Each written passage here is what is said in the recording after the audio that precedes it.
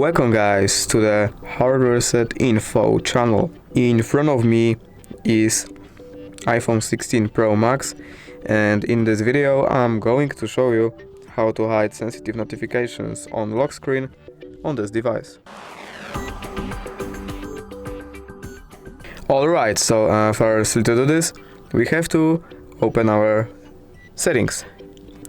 Now right here we have to scroll down a bit and open notifications option, and here as you can see we have a show previous option, and now we have to just turn on when unlocked option.